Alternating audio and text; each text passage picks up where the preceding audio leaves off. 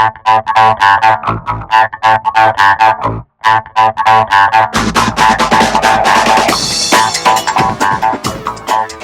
guys, so I'm quickly going to show you how you can properly flush your coolant system in a Ford Ranger 2005. Not the full procedure, but a quick flush. Okay, so at this stage I have drained my coolant or the water flush, and you can see it's almost draining, so I'm just going to wait for it.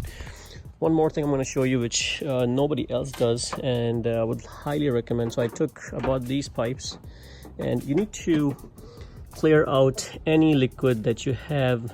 These are the two pipes that are going into your air conditioning system. So it goes into the coil that creates the basically work as a heater, and then gives you heat inside the vehicle.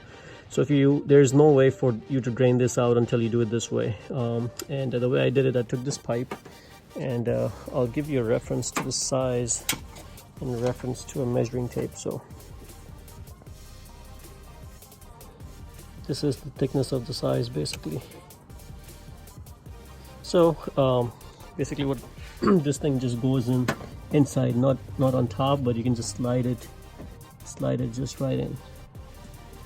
And you don't have to go too far in, but maybe go like 2-3 inches inside. Just keep pushing it in, just so it's enough. And then what you do is just take one side and just blow air from your mouth, and then you'll see all the other water coming out from the other side, and you can just drain it. If you think there's coolant in there, drain it in a bucket. In my case, I have water because I've circulated water from the system a couple of times, so this is all water. So now I'm gonna go ahead and just blow this inside with my mouth, and we'll see the other stuff coming out from here.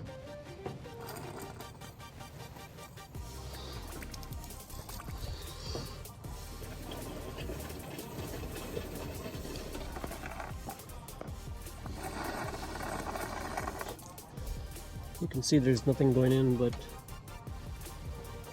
the air that I'm blowing.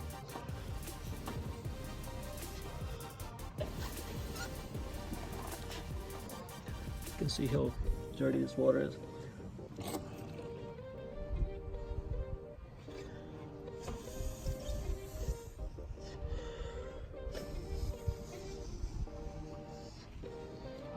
And just do it a couple of times, and then all the water will be out, and then you'll be good to go.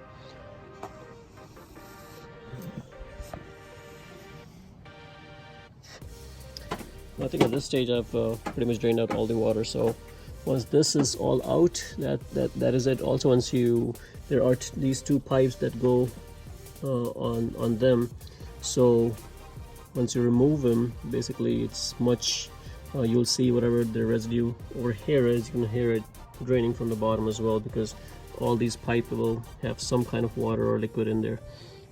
So that is it, guys. I think I'm gonna go ahead and put these back on, and I'm gonna wait until this thing is done dripping, and once it's all out, I'm gonna go ahead and fill this up with coolant. Okay, so I am done draining it out, and I'm gonna go ahead and start filling my radiator up with the coolant.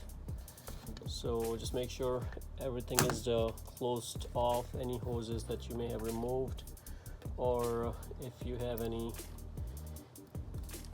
opened it from the bottom to drain out your radiator, make sure the screw is back in. And I've already double verified all that, and I'm going to go ahead and start filling this up with the Peak 50/50 coolant. So in my case, it takes about 13.5 quart. So I'm just gonna keep filling this out. Probably gonna need 3.5 gallon,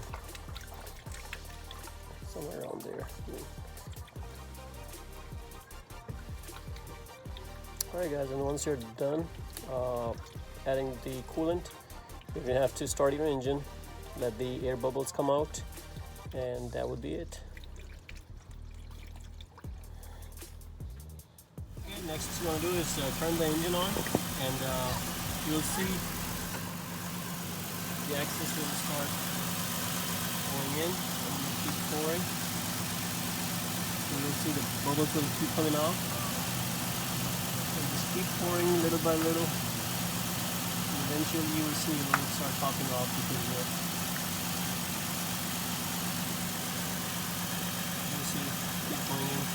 the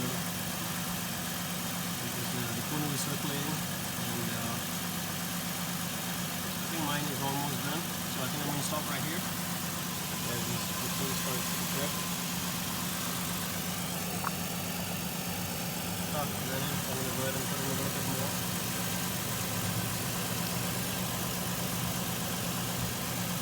I think a little more and be done. So make sure you fill up your reservoirs so have to line up. Make sure it's nice and clean from inside. And guys, once that's done, make sure you guys put in your cap. Excuse my kid. Make sure you guys put the cap, and once you put the cap, that will be it. Guys, this is the proper way of replacing or flushing your coolant. And if you guys like the video, please subscribe to my channel and like the video. Thank you.